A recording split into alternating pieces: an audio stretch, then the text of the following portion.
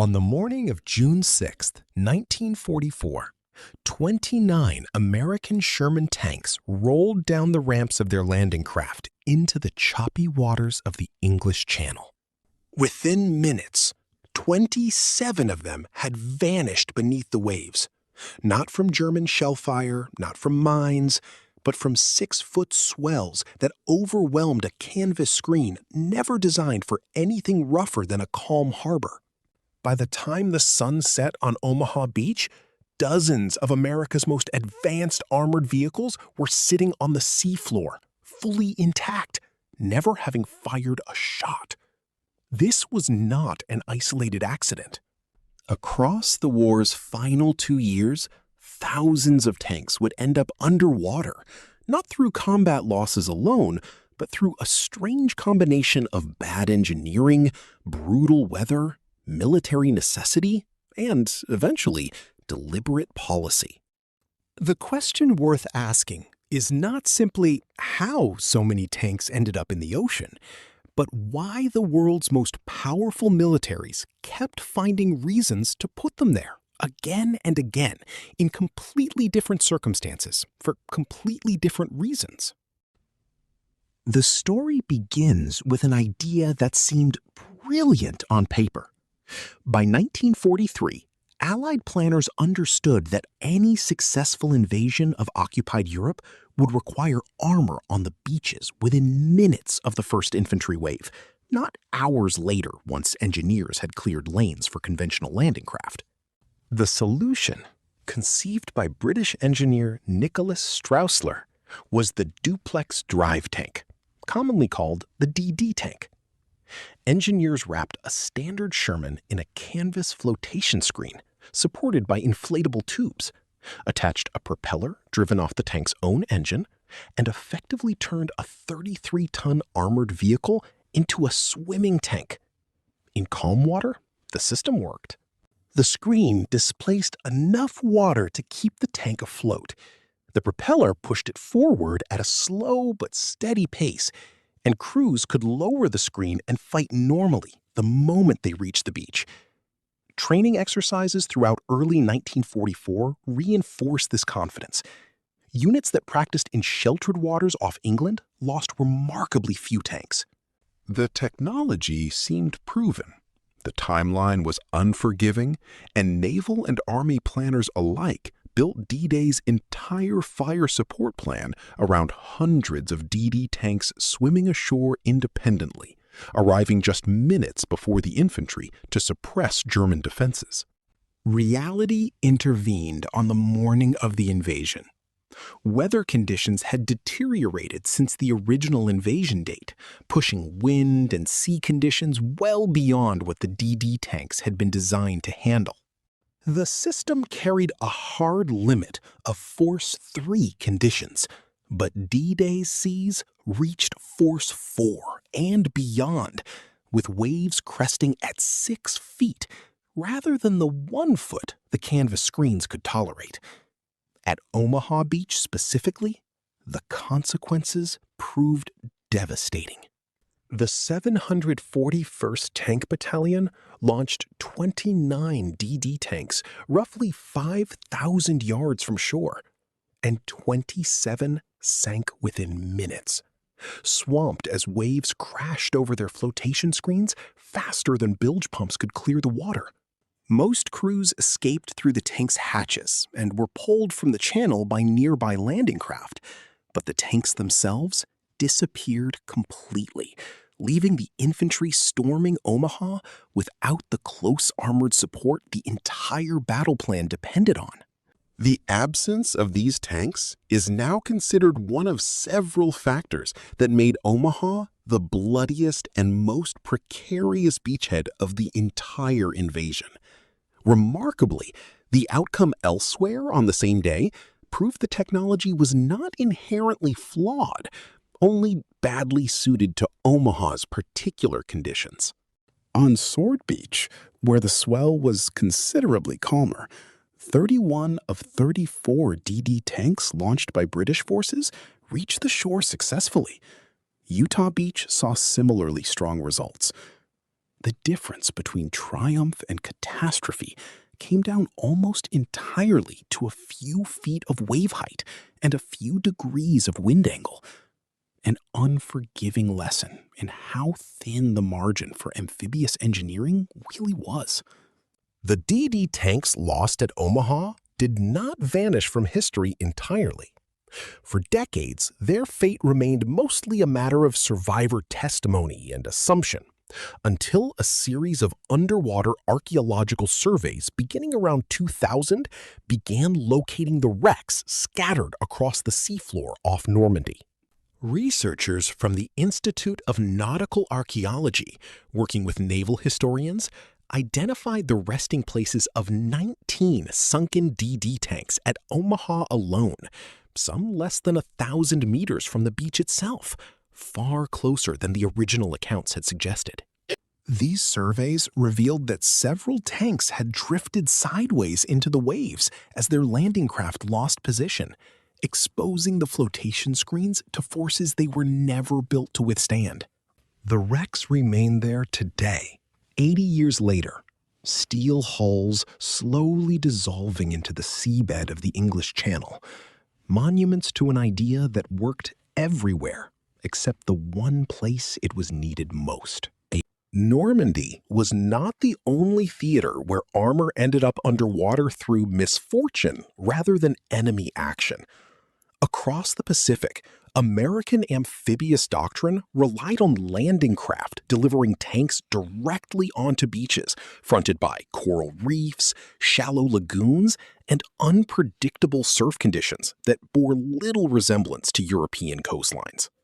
At Tarawa in November 1943, landing craft repeatedly grounded on reef shelves hundreds of yards from shore, forcing crews to either abandon their vehicles or attempt risky crossings through deep water and plunging surf. Several Sherman tanks slipped off submerged ledges into deeper channels and sank before ever reaching dry sand, joining the landing craft and amphibious tractors already littering the lagoon floor. Similar incidents occurred during the Saipan and Iwo Jima campaigns, where volcanic surf conditions and steep underwater drop-offs claimed tanks attempting to negotiate the final yards between ship and shore. Unlike the DD tank losses in Normandy, which stemmed from a single specific technology failing under specific weather, these Pacific losses reflected something more fundamental: the simple unpredictability of moving 30-ton vehicles across terrain that nobody could fully survey or rehearse for in advance. Naval architects could engineer flotation screens and waterproof exhaust systems, but they could not engineer away a coral reef that shifted beneath a landing craft's hull, or a current that pushed a vehicle sideways into deep water at the worst possible moment. Combat losses added a second category entirely. Tank transport ships, like every other vessel moving war material across contested oceans, remained vulnerable to submarine attack, airstrikes, and mines throughout the war. The Arctic convoys supplying Lend-Lease equipment to the Soviet Union via Murmansk and Archangel proved especially costly. German U-boats and Luftwaffe aircraft operating from occupied Norway targeted these convoys relentlessly, and several ships carrying American and British tanks bound for the Eastern Front went down with their cargo still secured in their holds. Convoy PQ-17 alone, scattered and savaged in July 1942, lost numerous vessels carrying tanks, trucks, and aircraft destined for Soviet forces desperately needing armor on the Eastern Front. Each sunken transport meant dozens of tanks disappearing into the Barents Sea before they ever reached a battlefield. A different kind of loss than Omaha or Tarawa, but one that added steadily to the growing tally of armor resting on ocean floors around the world. These were tanks that never got the chance to fail or succeed in combat. They simply ceased to exist as fighting machines the moment torpedoes found their transport ships, converted overnight from desperately needed war material into undersea wreckage, thousands of miles from where they were meant to fight. By far the strangest chapter in this story unfolded after the shooting stopped entirely. When Japan surrendered in August 1945, the United States found itself with an almost incomprehensible surplus of military equipment scattered across hundreds of Pacific islands. Equipment that had been rushed forward at enormous expense to support an island hopping campaign that no longer needed it. The Navy's post-war disposal effort, formally documented under the title Operation Roll-Up, faced a brutally simple economic calculation at bases across the Pacific. Shipping a tank, a bulldozer, or a truck back to the United States cost more than the vehicle itself was now considered worth in a peacetime economy flooded with surplus goods. The most infamous example of this calculation played out at Espiritu Santo, a small island in the New Hebrides, today's Vanuatu, which had served as a major American supply base since 1942. As American forces prepared to withdraw in 1945, the local commander attempted to sell the base's surplus equipment, including tanks and heavy vehicles, to French and British colonial administrators, who jointly governed the territory. The asking price started around 50 cents on the dollar and dropped from there. The colonial buyers refused every offer, calculating that the Americans would simply abandon everything once they departed, leaving the equipment free for the taking. They calculated wrong. Over 2 days, American forces drove vehicles down a purpose-built ramp directly into the sea, including tanks that rolled under their own power until the water swallowed them, with bulldozers eventually pushing in whatever remained before driving themselves into the waves as their final act. The site earned the nickname $1 Million Point, and it remains to this day one of the most peculiar dive destinations on Earth. A shallow reef now overgrown with coral where divers swim past the rusting hulls of tanks, trucks, and construction equipment that a colonial negotiation gone wrong condemned to the ocean floor rather than to either side's victory. Espiritu Santo was not unique. Similar disposal operations occurred at smaller scale across other Pacific bases as the United States rapidly demobilized its forward logistics network throughout 1945 and 1946.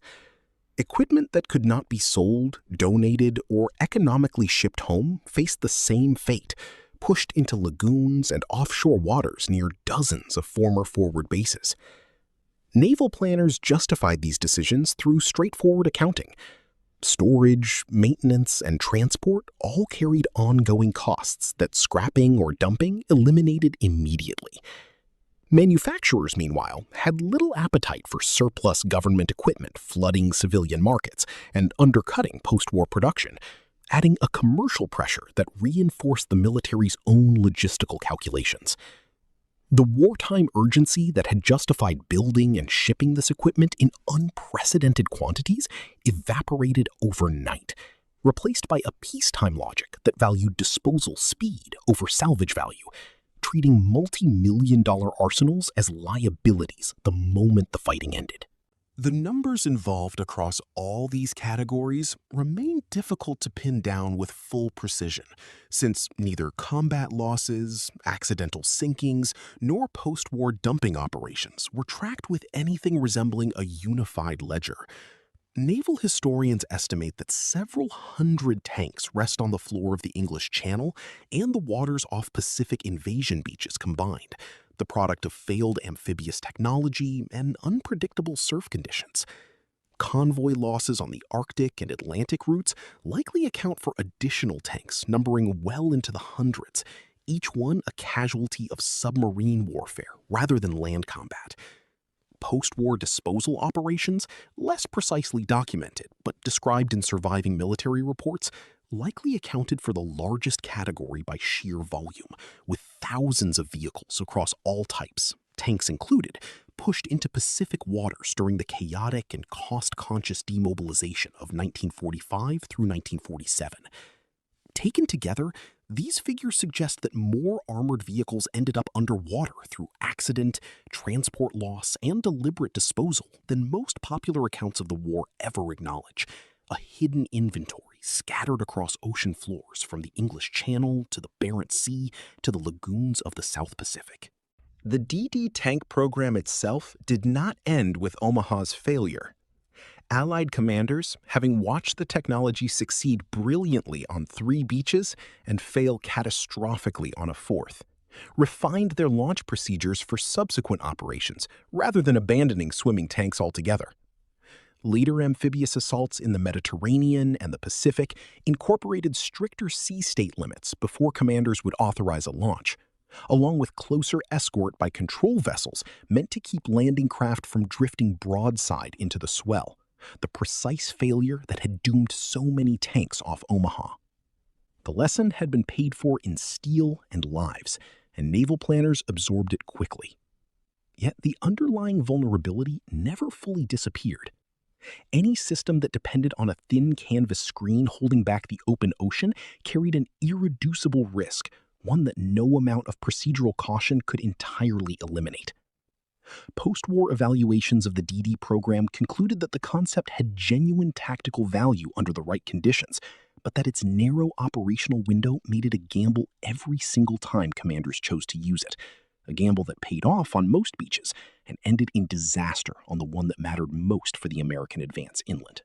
The conversion of damaged or obsolete tanks into target practice represents a smaller but related category of underwater armor that deserves mention.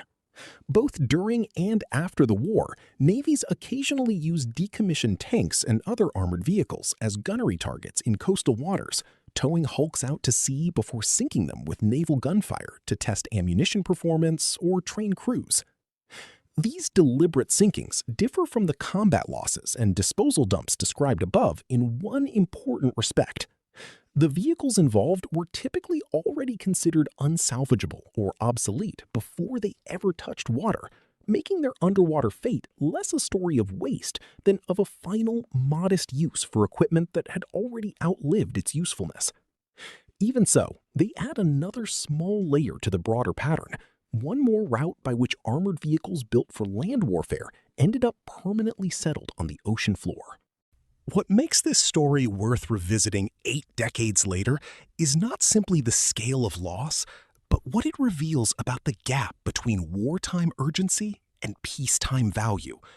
A Sherman tank that cost roughly $50,000 to manufacture, that represented months of industrial labor and irreplaceable strategic capability in 1944, became within 18 months an asset nobody wanted to pay shipping costs for.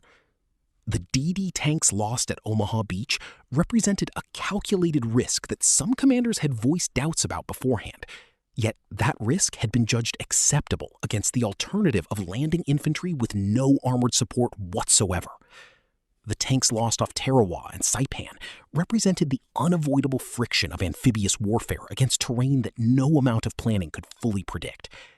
The tanks lost in Arctic convoys represented the simple, brutal mathematics of submarine warfare, where every successful torpedo erased weeks of factory production in a matter of minutes.